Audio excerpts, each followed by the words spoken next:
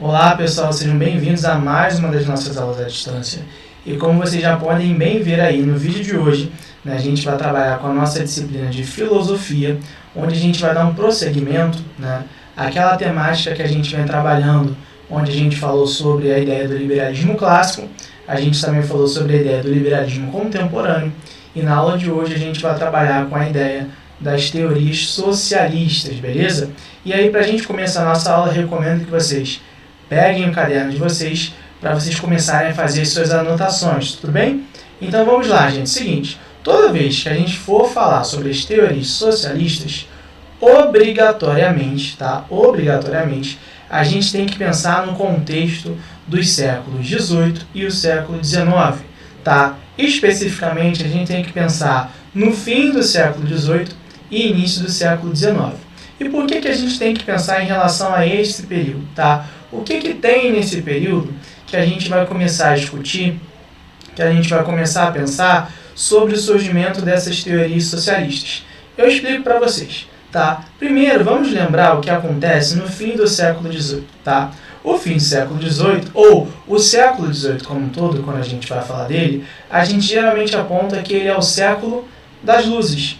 E por que a gente aponta que ele é o século das luzes, tá? Foi justamente nele onde a gente observou o surgimento do movimento iluminista, tá? Então, o que era o movimento iluminista? Acima de tudo, a gente tem que pensar que o movimento iluminista ele é um movimento de caráter burguês, tá? Então, a gente vai começar a observar que ele vai se caracterizar por ser um movimento que tinha como principal base ideológica o uso da razão e do conhecimento em si para construir a sociedade como um todo, né? Então, quando a gente vai falar desse movimento, a gente tem que apontar que eles, eles pregavam pelo uso da razão, pelo uso da ciência, pelo uso do conhecimento como ponto de partida para a transformação da sociedade. O precursor, desse movimento é o filósofo francês Descartes, tá? Ele que vai criar o método cartesiano que vocês estudam, nas disciplinas, de exatas. Mas o que é esse método cartesiano? A gente trabalha que o método cartesiano para a filosofia, para a área das humanas, é a construção de um método científico. Então ele trabalhava com a ideia de que para se chegar ao verdadeiro conhecimento, era necessário você ir em busca de um método científico para você conseguir comprovar, cientificamente, para você comprovar através do uso da razão, as coisas que aconteciam. Por exemplo, por que chovia? Então ele vai trabalhar justamente com essa ideia, tudo bem? Sendo que o movimento iluminista, e aí vão ter diversos nomes, vai ter Montesquieu, vai ter Rousseau, ou seja, uma série de nomes dentro desse movimento iluminista. E aí, como principal característica prática dele, a gente vai observar que vai ser uma luta, contra a ideia do absolutismo monárquico, contra a força, contra a influência que a Igreja Católica exercia na sociedade europeia do século XVIII e também, obviamente, do século XIX. Só que, o que a gente vai observar em relação à sociedade europeia desse período, Nesse período, a gente vai notar que existia uma sociedade baseada em estamentos. E aí, no topo, estava o clero, abaixo do clero estava a nobreza, e abaixo da nobreza estava a burguesia e os camponeses. A burguesia, naquele momento, no século XVIII, ela estava conseguindo enriquecer demais. Porém, ela não tinha, vamos dizer assim, uma igualdade jurídica. Então, quem eram os únicos que se beneficiavam dentro daquela sociedade era o clero e a nobreza. Então, o que vai começar a acontecer? A burguesia ela vai absorver desse movimento iluminista, buscando melhorar o seu status dentro da sociedade. Então, o que a gente vai observar? Que o movimento iluminista como um todo é um movimento que ele vai ter um caráter burguês, beleza? E aí, ele vai gerar inspiração em alguns movimentos, em algumas revoluções na Europa. O principal movimento que geralmente a gente trabalha é a Revolução Francesa. A Revolução Francesa ela vai ocorrer entre os anos de 1789 até o ano de 1799, quando, né, há o golpe, que é o golpe do 18 do Brumário, e no lugar do governo francês, né, quem vai assumir o governo francês naquele momento é a figura do Napoleão Bonaparte, beleza? O Napoleão Bonaparte, ele tinha uma missão extremamente clara, né, dentro, né, dessa estrutura, dentro do contexto revolucionário que a França vinha passando. O objetivo, né, para o qual ele assumiu o governo era de fazer com que todas aquelas conquistas que a burguesia francesa tinha conseguido, elas fossem consolidadas. Então, o governo do Napoleão Bonaparte, ele tinha como objetivo garantir as conquistas que a burguesia francesa tinha conseguido a partir da Revolução Francesa de 1789, beleza? E aí ele vai ficar no poder na França dos anos, né, de 1799 até o ano de 1815. Só que esse governo dele, antes de tudo, vai representar, acima de tudo e de qualquer coisa, gente, a perda de privilégios dos nobres e dos membros do clero.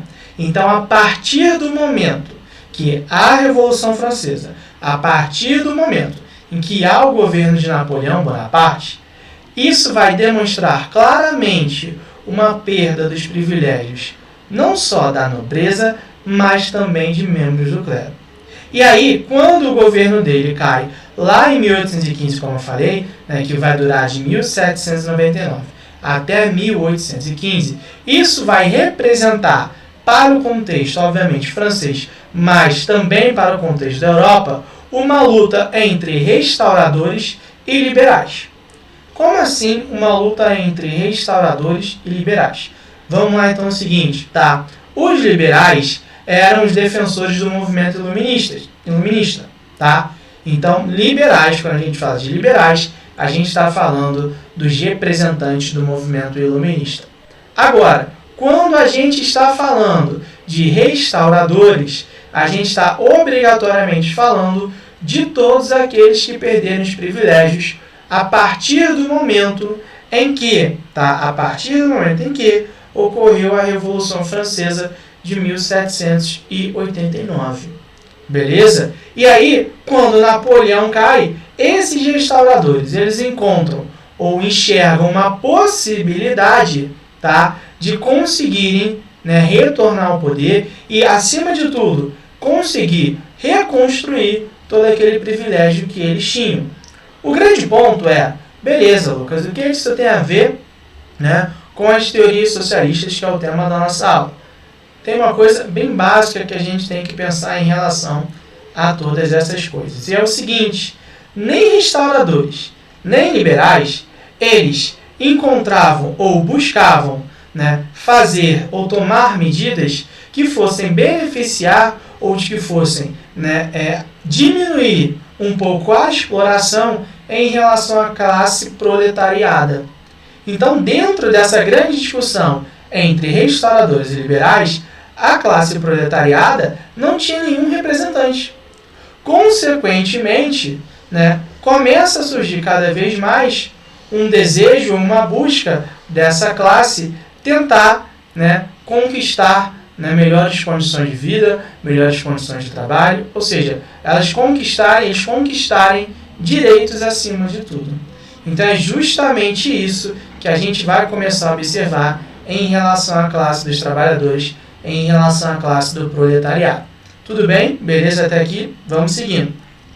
E aí, o seguinte, né? Aqui já apareceu a pergunta que eu fiz para vocês. Mas e a classe proletariada? Como é que ela vai se desenvolver justamente nesse momento? É isso que a gente vai falar a partir de agora. Por quê? A partir do ano de 1848, tá? A gente vai começar a observar o surgimento de diversos movimentos do proletariado, tá? Só que, o que é proletariado? O que significa proletário, né? É isso que a gente vai responder aqui. Eu botei o seguinte para vocês. Proletário, termo originário do latim e significa do povo, classes desfavorecidas. Por sua vez, proletários vem de prole, significando descendência, filhos, ou seja, pobres que são ricos de filhos. Então, geralmente, quando a gente vai colocar proletariado, tá? A gente está falando daquela classe que é mais desfavorecida, aquela classe trabalhadora, e que a única riqueza que eles tinham eram os próprios filhos. Então eles não eram detentores de riqueza, tudo bem?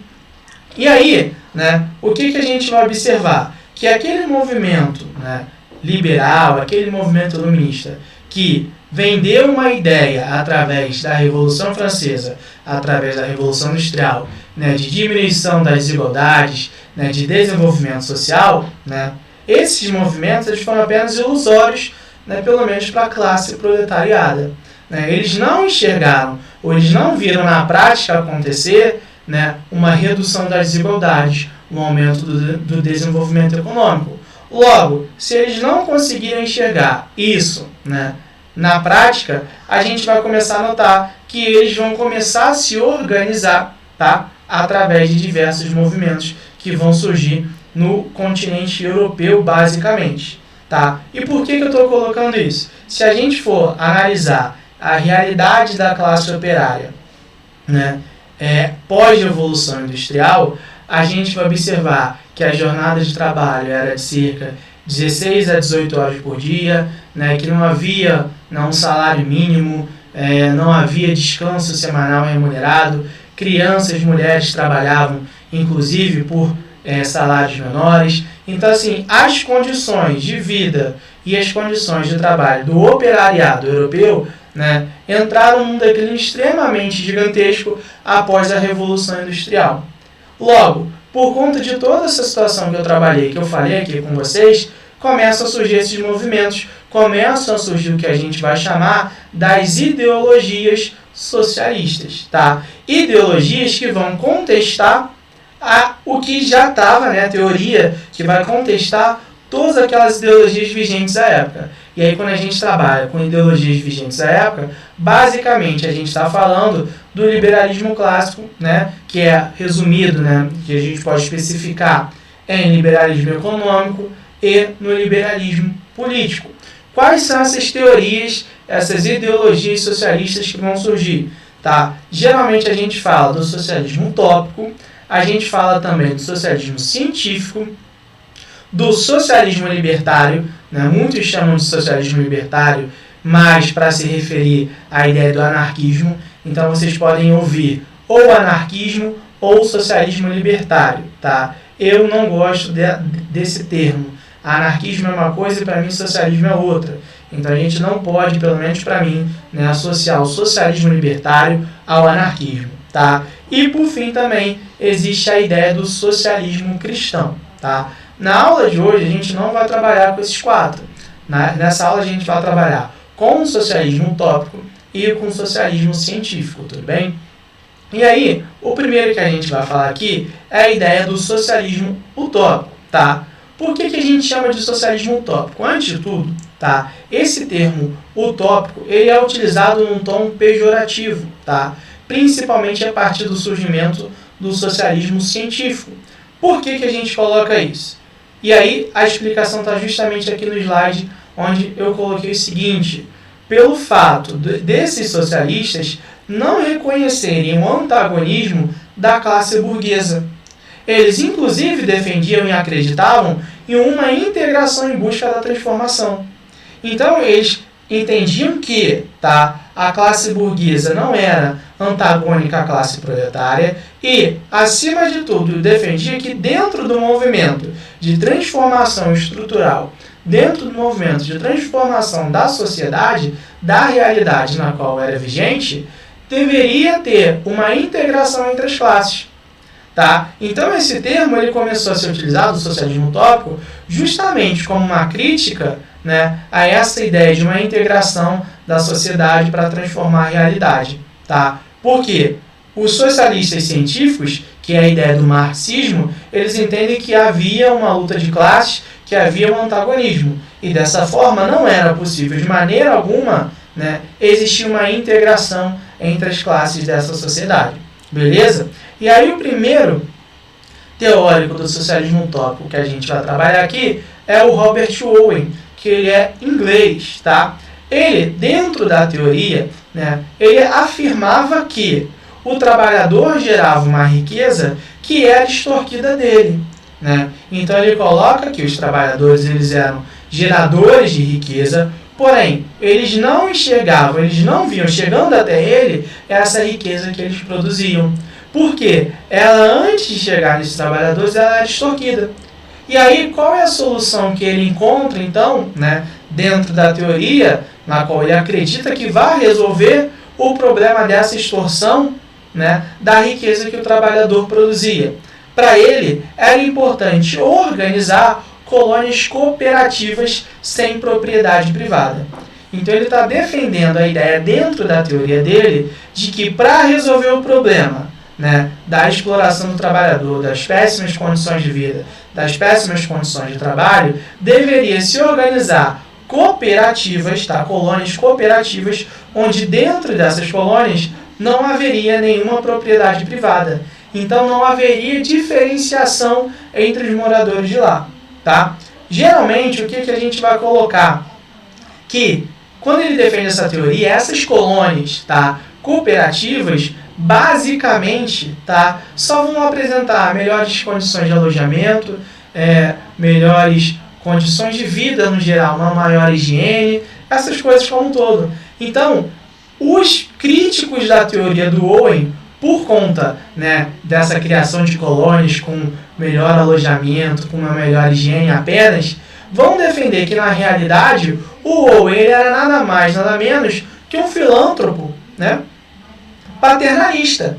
Então está colocando que, na realidade, a teoria dele era só para fazer um gesto de caridade e que, acima de tudo, em nenhum momento o Owen ele quis buscar uma emancipação dos trabalhadores.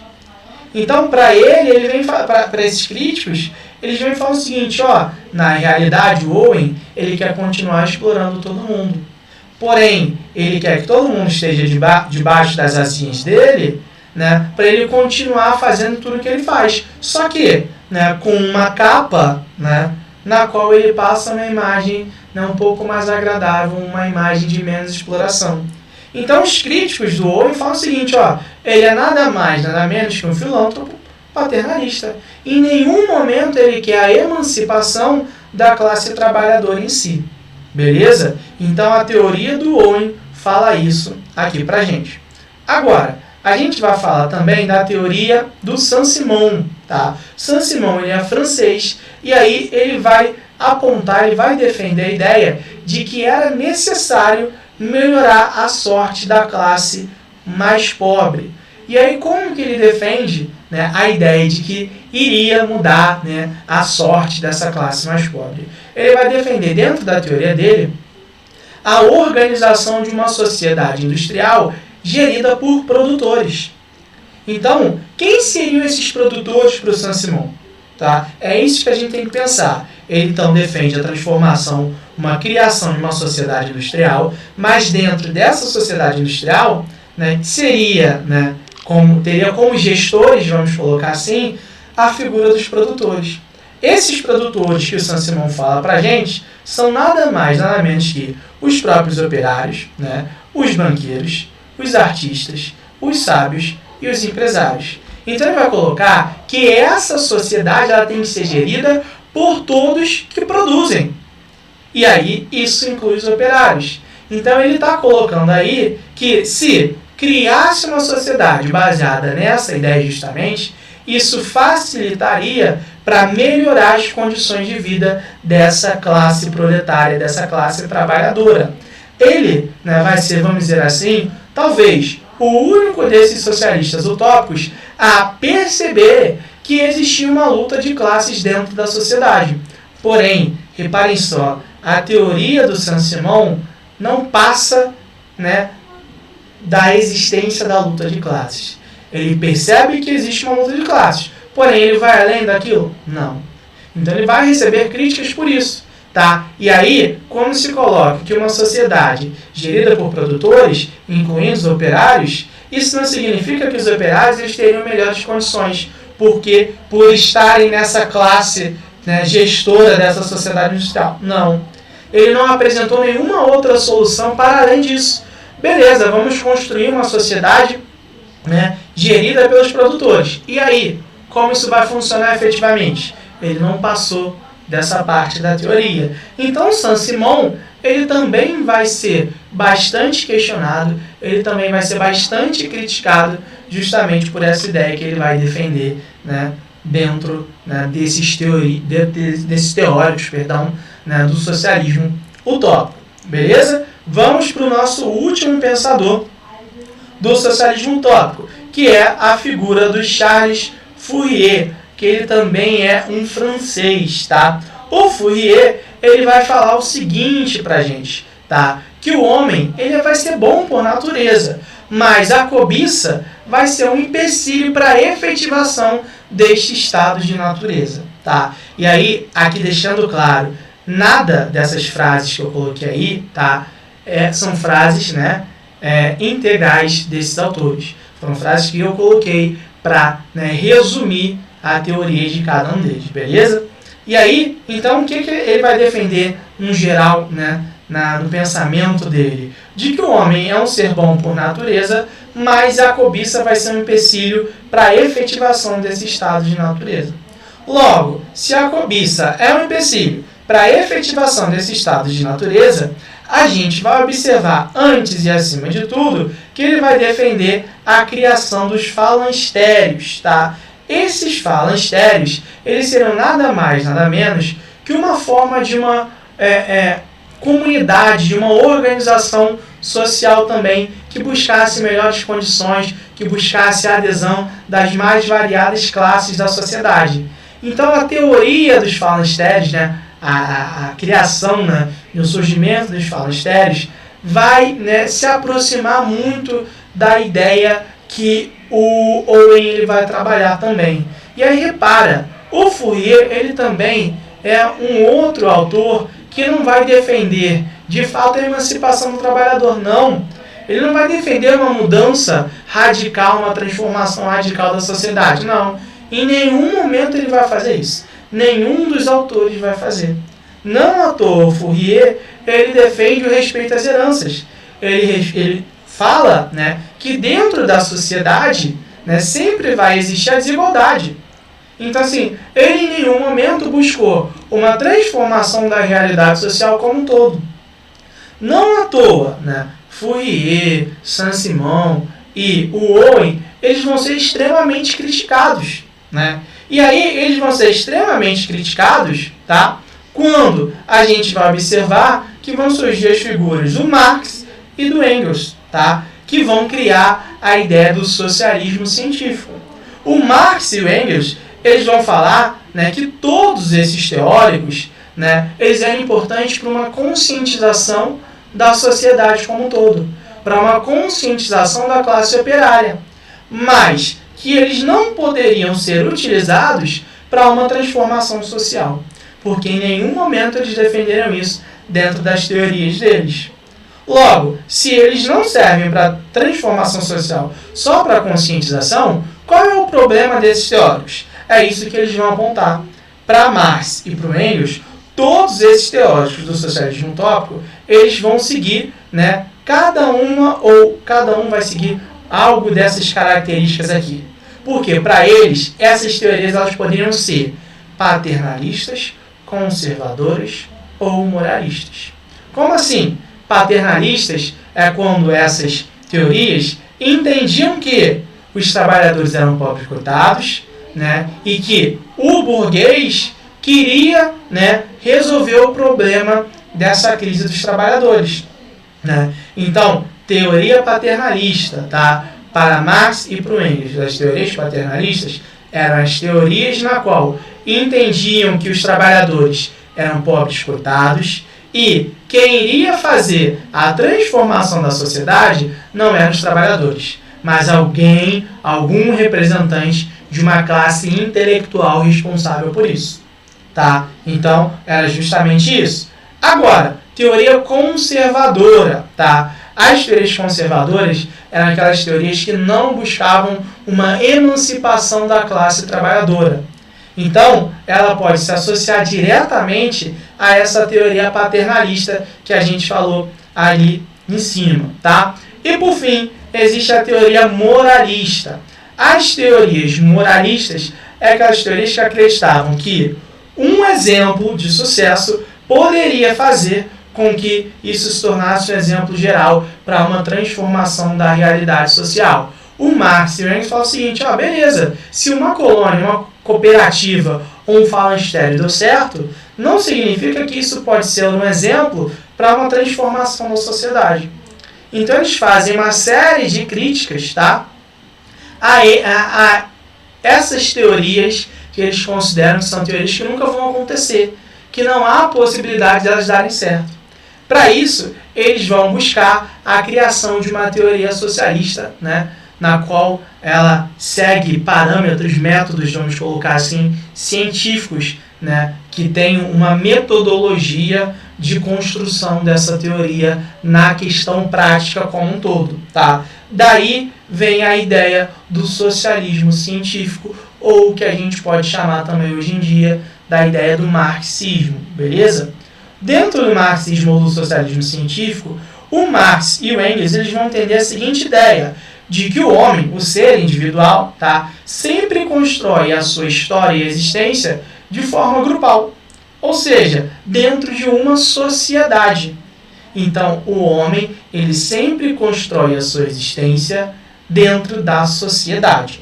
No entanto, tá, essa existência dele é definida através das relações sociais, da dinâmica de produção e das relações de trabalho. O que ele quer dizer para a gente, então? Tá? Que a existência do homem ela sempre vai ser, né, definida através de relações que são voláteis. Tá? Eu vou explicar para vocês como assim essas relações elas são voláteis. Tá? Para isso, ele vai fazer uma análise da história e vai falar o seguinte, em cada época e em cada sociedade, tá, vai ter um modo de produção específico, ou seja, um modo de trabalho, um modo de transformar a natureza, de transformar a realidade. Então, cada época e cada sociedade vai ter a sua própria maneira. Consequentemente, se cada época e cada sociedade vai ter o seu próprio modo de produção, a gente vai observar que com o passar do tempo e com cada época e cada sociedade, as relações sociais e de trabalho, elas vão mudar também. Consequentemente, se essas relações mudam, a gente sempre tem que entender o homem baseado na sua época e na sociedade na qual ele está inserido. É justamente isso que o Marx e que o Engels vão trabalhar na teoria dele. Para isso, eles vão adotar a ideia de um materialismo histórico. Como assim materialismo histórico? Eles vão falar que para a gente analisar o homem, analisar a história da humanidade, a gente tem que analisar essa história baseado nas condições materiais da época na qual eles estão inseridos. Então, vou pegar um exemplo aqui para vocês. Eu não posso analisar, né, a sociedade da Revolução Industrial da mesma forma que eu vou analisar a sociedade do tempo na qual a gente vive. Porque eu tenho que analisar as condições materiais de cada época. Porque essas condições materiais, elas vão alterar diretamente as relações sociais e as relações de trabalho. Tá? Então ele vai pegar justamente essa ideia. Então o conceito do materialismo histórico, ele vai ser extremamente importante para essa ideia, para essa análise da sociedade como um todo. Beleza? Então, aqui apareceu agora justamente o que eu falei com vocês, que o estudo da história tem que levar em consideração as condições materiais e produtivas de cada época. Obviamente, tá? Essa é uma visão do socialismo científico a partir da análise da história, né? E a partir das relações sociais, das relações de trabalho existentes. Então, só para a gente repetir aqui pela última vez, tá? Quando eu for analisar a história da humanidade, eu tenho que levar em consideração, obviamente, a partir do socialismo científico, né, as condições materiais e produtivas de cada época.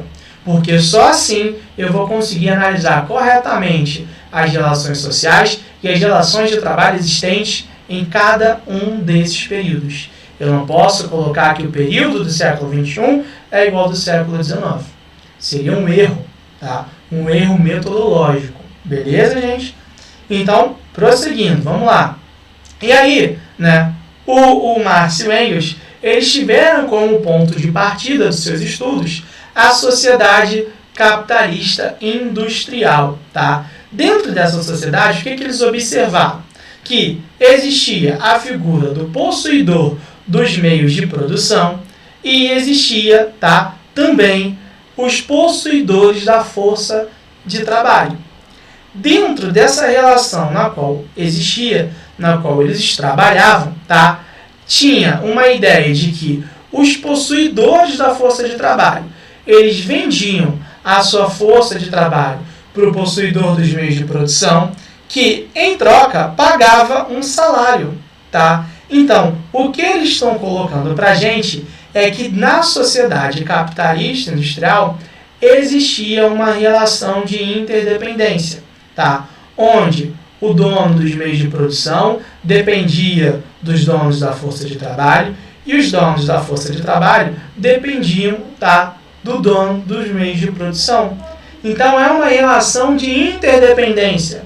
Um está dependendo do outro. Na teoria, então o que a gente está pensando? O que a gente vai acreditar? A gente vai imaginar que, antes de tudo, né, essa relação, como é a de interdependência, é uma relação de igualdade. Então não há uma exploração de um para o outro. Só que, o que o Marx e o Engels vão lá e falam para a gente? Que na realidade havia uma exploração nessa relação. Sim, há uma exploração pelo que o Marx e o Engels colocam para a gente. E como que se dá essa exploração? Tá?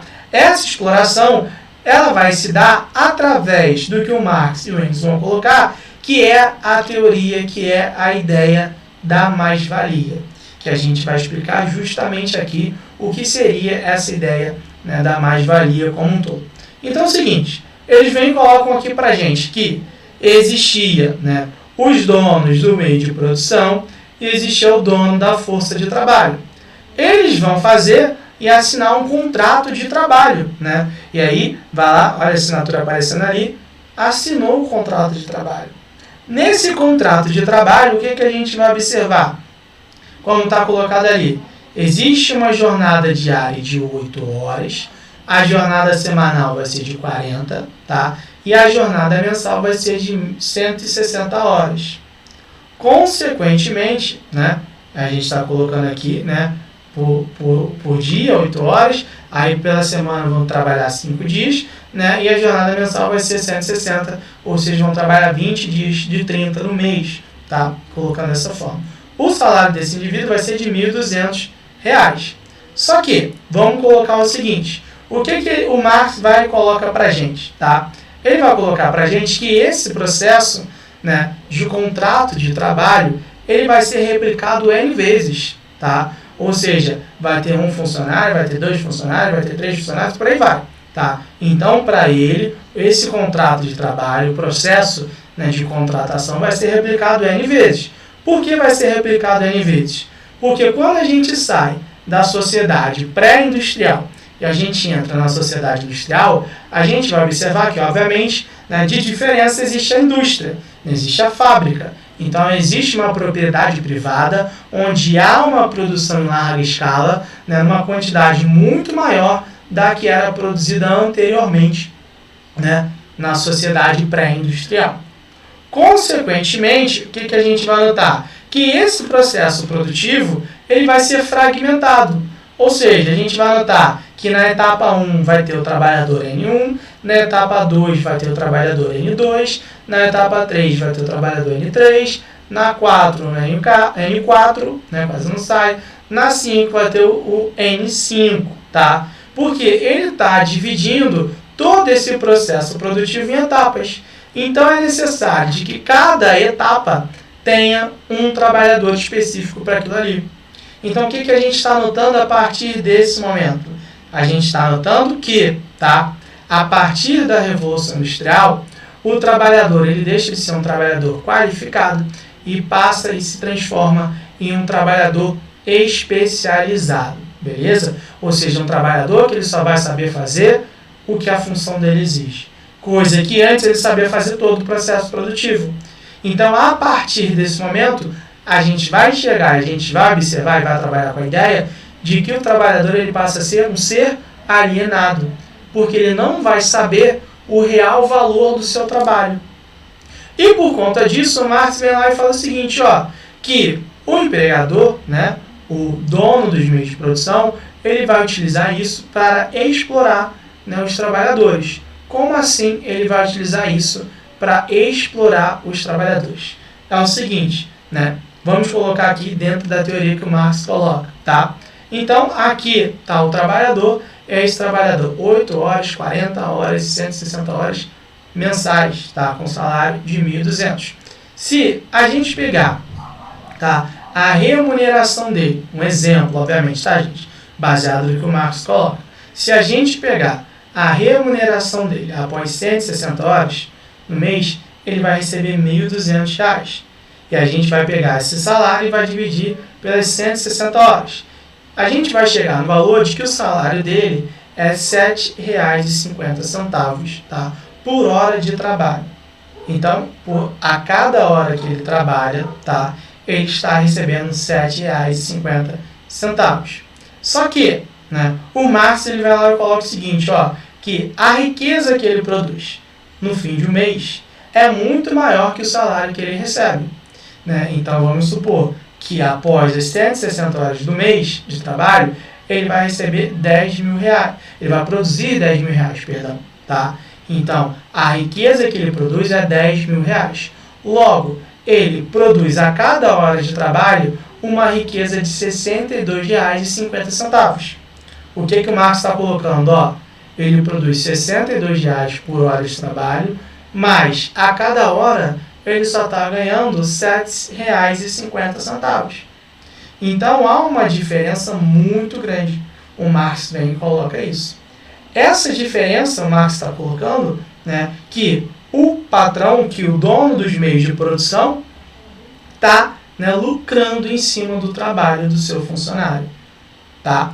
E aí, né, obviamente, a gente está fazendo isso desconsiderando os custos que, né, o dono dos meios de produção tem. Né? Mas mesmo se a gente colocasse nessa conta esses custos que o dono dos meios de produção tem, o Marx coloca o seguinte, ó, beleza, joga esses custos. Porém, tá, se a gente pegar a teoria dele, obviamente, porém, a gente vai ver que o lucro vai ser muito grande ainda em relação ao que o trabalhador, né, vai receber. Beleza? Então, está colocando justamente essas ideias. Logo, o que a gente começa a enxergar justamente nessa ideia? De que a cada hora de trabalho, a riqueza gerada por esse trabalhador, por esse operário, é 86% a mais do que ele recebe. Sendo que o Marx vem e coloca o seguinte para a gente, ó, isso aqui é em relação a um trabalhador. Se a gente voltar naquele outro exemplo, a gente vai observar que isso vai ser replicado N vezes, né? Então, isso vai gerar uma riqueza cada vez maior para o dono dos meios de produção. Enquanto quem produz a riqueza efetivamente não é ele, mas sim o trabalhador. Então, ele coloca que a mais-valia é justamente essa ideia. Baseado nisso que a gente está colocando, se a gente pegar esses dados, né, que são dados de suposição, a gente vai chegar na conclusão, baseado na ideia do Marx, que o trabalhador ele precisa de apenas 19,2 horas para gerar a riqueza equivalente ao salário dele. Então, se ele trabalhasse, né, 19,2 horas, ele conseguiria gerar o valor do salário que ele recebe. Consequentemente, se ele trabalha 160 horas por mês, a gente vai notar que, dentro da teoria do Marx, esse dono dos meios de produção ele vai se apropriar de 140 horas, né, do trabalho desse funcionário. Então, o Marx ele vem com essa ideia da mais-valia, né, trabalhando justamente, discutindo justamente essas questões como um todo. Porém, para ele, tá, a mais-valia ela pode ser uma mais-valia relativa e a mais-valia absoluta. Tá? A mais-valia relativa ela é caracterizada pela desvalorização da força de trabalho devido às inovações tecnológicas.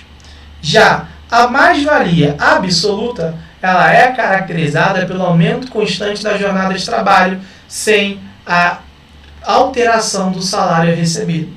Tá? Então, quando há um aumento constante da jornada de trabalho, mais o salário daquele operário, daquele proletário, ele fica igual. Tá? Então, Marx ele vai trabalhar justamente com essas teorias, né, com essa ideia da mais-valia como um todo. Então, dentro dessa fragmentação, dentro da ideia da mais-valia, o trabalhador ele vai ficar alienado, tá? Ele vai ser cada vez mais explorado. Por quê? O possuidor dos meios de produção para o Marx, ele vai sempre querer aumentar o lucro que ele tem. A margem de lucro sempre vai querer enriquecer. Enquanto os possuidores da força de trabalho, né, eles vão querer buscar sempre melhores condições de trabalho. Vão querer buscar melhores condições de vida. Consequentemente, isso vai gerar, né, por conta desses objetivos opostos, isso vai gerar uma necessidade de uma interferência do Estado. Então, para tentar reduzir as desigualdades existentes dentro da sociedade, o Marx defende que seria necessário a existência de um Estado mediador. Só que esse Estado, que ao invés de mediar, tá, não está fazendo nada disso, ele está ampliando as desigualdades existentes dentro da sociedade. Logo, se esse Estado não está mediando, ele está ampliando as desigualdades existentes dentro, né, da sociedade, é necessário fazer uma revolução social. E aí Marx vai defender justamente essa ideia. Consequentemente, tá, deveria ocorrer o fim da alienação, que o Marx coloca que os trabalhadores são alienados, ou seja, eles, através desse fim da alienação, eles iriam ter um ganho de consciência de classe, entender que os trabalhadores eram um grupo só e que todos eram explorados pelos donos dos meios de produção, e aí, a partir disso, fazer uma revolução social. Essa revolução social seria baseada em algumas etapas, assim como numa escada. Ou seja, a sociedade que era pré-capitalista se desenvolveu para o capitalismo, onde ocorreu o auge, né, da exploração do trabalhador, né, o auge das diferenças sociais, e com o ganho de consciência de classe e uma revolução social, essa sociedade ela passaria, né, por o que ele coloca, né, que é o período do socialismo, que é a existência de uma ditadura do proletariado. Né? Quando ele coloca de uma ditadura do proletariado, ele está colocando de uma revolução social na qual o povo, na qual os trabalhadores, eles seriam responsáveis, né, por governar, por gerir, né, a vida da sociedade como um todo. E aí esse seria, né, um período de transição entre o capitalismo e o que ele vai defender com a ideia do comunismo. Tá? Então ele fala que o grande objetivo da revolução social, da revolução proletária, não seria o socialismo, mas seria sim o comunismo, que seria o ápice da revolução social, né? Na qual dentro do comunismo não existiria a ideia de um Estado, não existiria a ideia de classes sociais, onde todos seriam iguais, né? Vamos dizer assim, seriam abolidos todas as formas de opressão da sociedade.